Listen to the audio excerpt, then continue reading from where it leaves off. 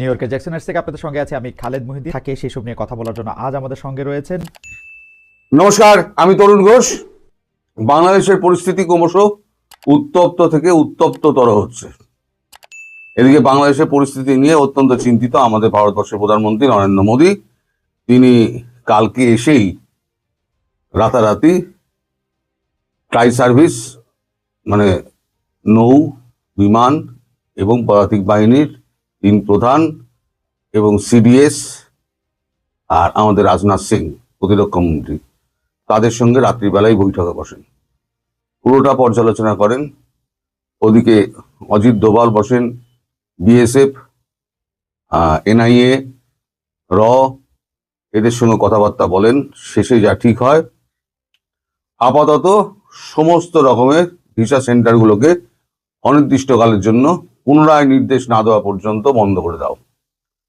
আর প্রতিনিয়ত বিদেশ মন্ত্রক এখন যতগুলো আমাদের বাংলাদেশে যত হাই কমিশন এবং ডেপুটি হাই কমিশন রয়েছে সেগুলোর সঙ্গে যোগাযোগ রাখছে। আর এদিকে বর্ডারে 12টা আমাদের হেলিকপ্টার রেডি রাখা হয়েছে উইথ কমান্ডো বলে তাদের হাতে রয়েছে ব্যারেট M82, যা পৃথিবীর সব থেকে ধ্বংসাত্মক গান বলা যায়, যার শুটিং ক্ষমতা প্রতি সেকেন্ডে 272টা গুলি। এই কমান্ডো রেডি করা হয়েছে। যদি বিন্দুমাত্র প্রাণের আশঙ্কা দেখা দেয়, এই আমাদের কূটনৈতিক ব্যক্তি যারা রয়েছে, যারা হাই কমিশন এবং ডেপুটি হাই কমিশনে রয়েছে বিভিন্ন জেলায়, তাদের ওখানে উড়ে গিয়ে কমান্ডো বাহিনী তাদেরকে উদ্ধার করে নিয়ে আসবে। সেক্ষেত্রে কমান্ডোদের ওই গান দেওয়া হয়েছে, এই M82 ব্যারেট M82, এটা হচ্ছে আমেরিকান গান। এবং আমি যেটা বললাম, সেকেন্ডে 272টা গুলি বেরোয়। সেক্ষেত্রে কমান্ডো যাচ্ছে কত আমি বলতে পারবো না। কমান্ডো নেমে গুলি চালিয়ে সামনে যারা থাকবে নিকেশ করে দিয়ে বাকিদের হেলিকপ্টারে তুলে নিয়ে বেরিয়ে চলে আসবে। তারপরের আন্দাজ তো আপনারা বুঝতেই পাচ্ছেন। আর এদিকে খবরাখবর যা যা নেওয়ার সেগুলো নিচ্ছেন আমাদের অজিত দোভাল। গোয়েন্দা সূত্র থেকে কি কি খবর পাওয়া যাচ্ছে না যাচ্ছে, কি কি ফুটেজ পাওয়া যাচ্ছে, ফুটেজগুলো সমাজ মাধ্যমে যেগুলো ঘুরে বেড়াচ্ছে সেগুলো বিশ্লেষণ করা হচ্ছে। এখন আমি যে খবরটা যখন করছি তখন বাজে আপনার 4:10 আমাদের ভারতীয় সময়। 4:10 অব্দি আমি যা জানলাম, শাহবাগ মোড়ে, আমি তো লেটে দেখছি, তার আগে হয়তো অনেক কিছু হয়ে গেছে। শাহবাগ মোড়ে আমি যা দেখেছি, শাহবাগ মোড়ে এখন প্রচন্ড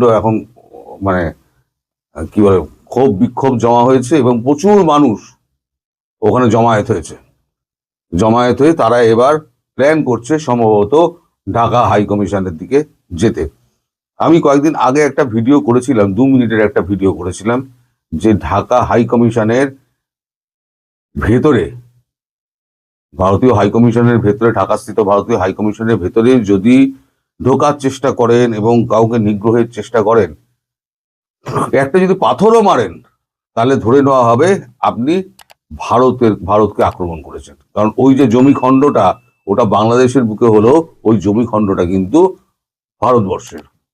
তাহলে ভারতবর্ষের জমি খণ্ডে একটা ঢিলও যদি আপনি মারেন, তাহলে ধরে নেওয়া হবে সেই ঢিলটি এসে ওটা ভারতবর্ষ নয়াদিল্লিতে পড়েছে। সুতরাং সেখানে যা কিছু হবে তার জন্য দায়ী থাকবে বাংলাদেশের এই উগ্রপন্থী জামাতি মানুষজন। তারপর যা হবার, মানুষ পায়ে কুড়ুল পড়ে, কুড়ুলে পা মারছে। ভারতের শক্তি সম্পর্কে এদের বিন্দুমাত্র আইডিয়া নেই, এরা ভুল ভাল বকে বেড়ায়। ভারতের জিডিপি বা বাজেট চলে নাকি এদের 40% টাকায়, সেটা কত, 1,20,000 কোটি টাকা, না 1,40,000 কোটি টাকা। এরা জানে না বিলিয়ন আর কোটি ডলার, লক্ষ, এরা এগুলো হিসেবগুলো জানে না। বিলিয়ন, মিলিয়ন, লক্ষ, কোটি, নিযুত, এরা এসব হিসেব জানে না। মাদ্রাসা ছাপ এখন বলা হচ্ছে সে নাকি ঢাকা বিশ্ববিদ্যালয়ের ছাত্র, মাদ্রাসা থেকেই গিয়েছিলেন। এর জন্য দায়ী তো শেখ হাসিনা। আজকে বাংলাদেশের জন্য এই যে দায়ী, তার জন্য শেখ হাসিনাই দায়ী। আমি তো করবো শেখ হাসিনাকেই দায়ী। তো যাই হোক, সে আলোচনা এখন করার দরকার নেই। এখন বর্তমানে যা পরিস্থিতি, তাতে অনেকেই ভাবছেন যে ভারত এত প্রতীক্ষা করছে কেন, অপেক্ষা করছে কেন। ভারত সঠিক সময়ের জন্য অপেক্ষা করছে, যেখানে ভারতের ভেতরে বাংলাদেশে আক্রমণ করলে ভারতের ভেতরে এবং বহির্বিশ্বে যাতে কোনো ভুল বার্তা না যায় যে একটা ছোট দেশকে এইভাবে আক্রমণ করা হলো। এবার যখনই বৃহৎ দেশগুলো, ইউরোপিয়ান ইউনিয়ন বলুন, আর ইউরোপিয়ান ইউনিয়ন তো সকালবেলা ভেঙে গেছে, ইউএস ভেঙে গেছে, ইউকে ভেঙে গেছে, তো যারা যারা ভেঙে যাচ্ছে তারা তো কানাডাও চলে গেছে, যারা যারা ভেঙে যাচ্ছে তারা অবস্থা বুঝেই ভেঙে যাচ্ছে। তারা বুঝতে পারছে এখানে থাকা আর মানে সম্ভব নয়। তারা সমস্ত চাবিপত্র দিচ্ছে, মানে এক ধরনের অ্যাম্বাসি বন্ধ করে দিয়ে তারা সমস্ত গা ঢাকা দিয়েছে। তাহলে তারা নিশ্চয়ই বুঝতে পারছে যে বাংলাদেশের ভেতরের অবস্থাটা কি, এবং সেটার মানে প্রতিফলন ভারতবর্ষের ক্ষেত্রে কিভাবে পড়বে। ফলে সেক্ষেত্রে বাইরের দেশের খুব একটা চাপ এসে পৌঁছাবে না। আর ইউএস তো বুঝেই গেছে যে যা ঘটার ঘটে গেছে, এখন তীর হাতের বাইরে চলে গেছে, ধনুক থেকে তীর বেরিয়ে গেছে, এখন আর তাকে ফিরিয়ে আনা যাবে না। ইউনুসের হাতেও গেম নেই। ইউনুস এখন চাইছে যে কোনো মতে শান্ত করে যাতে ভোটটা হয়, কিন্তু ভোট অবধি যাবে না। আজকে রাতের মধ্যে হুঙ্কার দেওয়া হয়েছে, যদি আপনাদের স্বরাষ্ট্র সচিব, স্বরাষ্ট্র উপদেষ্টা, তিনি যদি পদত্যাগ না করেন তাহলে যমুনা ঘেরাও করবে। আর এই যা পাগল লোকজন দেখলাম কালকে, যেভাবে আগুন জ্বালিয়ে দিল দুটো একে পত্রিকা অফিসে, আমি সারা রাত জেগে আমি দেখেছি। পত্রিকা অফিসে আগুন ধরে জ্বালালো, সেখানে তাদের আত্মীয় স্বজন সহকর্মী থাকতেও পারে, তাদের পরিচিত থাকতে পারে, সেই জ্ঞানটুকু নেই যে তাদেরকে আগে বার করে দিতে হবে।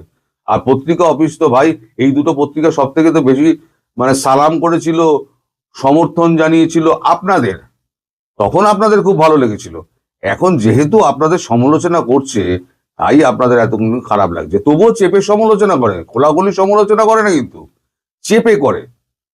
এখন বাকি যে কাগজ আর পত্রিকাগুলো রয়েছে তারা কি করবে ভগবান জানে, কারণ আপনাদের উপর কারোর কোনো বিশ্বাস নেই। আপনারা কখন কোন দিকে ধাওয়া দেবেন আর গিয়ে ছাত্র জনতার নামে ওই 100-150 লোক উৎপাত মাচাবে, সেটা তো মানুষ তো মানে কল্পনা করতে পারে না আপনাদের মাথার মধ্যে কি ঘুরছে। আপনারা পাগল হয়ে গেছেন, দেশটাকে ধ্বংস করার জন্য আপনারা পাগল হয়ে গেছেন। নিজেদের দেশকে ধ্বংস করে এই একটা জাতিকে দেখলাম, সেটা হচ্ছে বাংলাদেশ জাতি। এটা পাকিস্তানও করেনি। পাকিস্তানের মানুষ কিন্তু পাকিস্তানের ভেতরে তাদের মানে কোনো স্থাপনা তারা ধ্বংস করে না, তাদের রাগ হচ্ছে গিয়ে ওই কি বলে ডিফেন্সের ওপরে। তারা যা উৎপাত করে পিটিআই ডিফেন্সের ওপর করে, পিটিআই ছাড়া আর কেউ এখনো পর্যন্ত করেনি। ইমরান খানকে অ্যারেস্ট করার পরই একবারই করেছিল। তো এখন ভারতবর্ষের এই যে মানে প্রস্তুতি, সেই প্রস্তুতি কিন্তু খুব ভাবাচ্ছে। মানে একটা ঢিলও যদি পড়ে তাহলে পরে কিন্তু এখানে হেলিকপ্টারগুলো উড়বে, উড়ে গিয়ে ওখানে কমান্ডো নামবে, ওদেরকে তুলে নিয়ে চলে আসবে। তারপরেতে আমাদের এখানে সৈন্য রয়েছে, তখন বুঝে নেওয়া যাবে আপনাদের কত দম, আর ভারতবর্ষকে কতটা আপনারা ওইখানে 7 সিস্টার নিয়ে নেন, তখন বুঝে নেওয়া যাবে। আপনাদের কটা মাঠে থাকেন, ওই শাহবাগ চত্বর, তারপরে শহীদ মিনার চত্বর, মধুর ক্যান্টিন, এই সমস্ত জায়গায় আপনাদের কত লোক থাকে সেটা আমিও দেখে নেব। আর একটা কথা শুনে রাখবেন, এবার যদি ভারত ঢোকে তাহলে আগামী 1.5 বছর 2 বছরের আগে কিন্তু বেরোবে না। আমি বহু আগে বলেছিলাম, ভারত যদি একবার ঢোকে তাহলে 1.5 থেকে 2 বছরের আগে ভারত বেরোবে না ওখান থেকে, ওখানে গেড়ে বসে থাকবে। আপনাদের সব নিকেশ করার পর তারপর ভারতবর্ষ ফিরে আসবে, কারণ ভারতবর্ষ দীর্ঘদিনের এই অশান্তি আর সহ্য করবে না। এখন দেখা যাক, আমি খবর পাইনি যে কোনো আমাদের হাই কমিশন, একটা চট্টগ্রামে তো একটা হাই কমিশনের কোথায় একটা দেখলাম যে সেখানে সমস্ত ভাঙচুর টাংচুর করেছে। ঠিক আছে, ওনায় বারবার রীতিমতো মানে শঙ্কিত, তিনি বারবার মানে ফোন করছেন বিদেশ মন্ত্রকে। আমাদের বিদেশ মন্ত্রী তিনি সফর কাটছাট করে আজকে দুপুরেই ফিরে আসছেন, মানে এতক্ষণে হয়তো ফিরে এসছেন, আমি দুপুর বলছি, এখন তো প্রায় বিকেল হয়ে গেল, এতক্ষণে হয়তো ফিরে এসছেন তিনি। তার সফর সমস্ত ছাটকাট করে দিয়েছেন, তিনি আর কোথাও অন্যত্র কোথাও যাচ্ছেন, তার অন্য দেশে যাওয়ার কথা ছিল। তো দেশের যখন এই অবস্থা, তখন কোনো দায়িত্ববান মন্ত্রী ভারতবর্ষে তারা বিদেশে থাকে না, তারা সমস্ত চলে আসে দেশে, দেশে এসে দেশের হাল সামলায়, প্রধানমন্ত্রীর পাশে দাঁড়ায়। এবং আজকেই যদি কিছু হয় তাহলে পরে রাত্রিবেলা আমি আপনাদের খবর দেবো।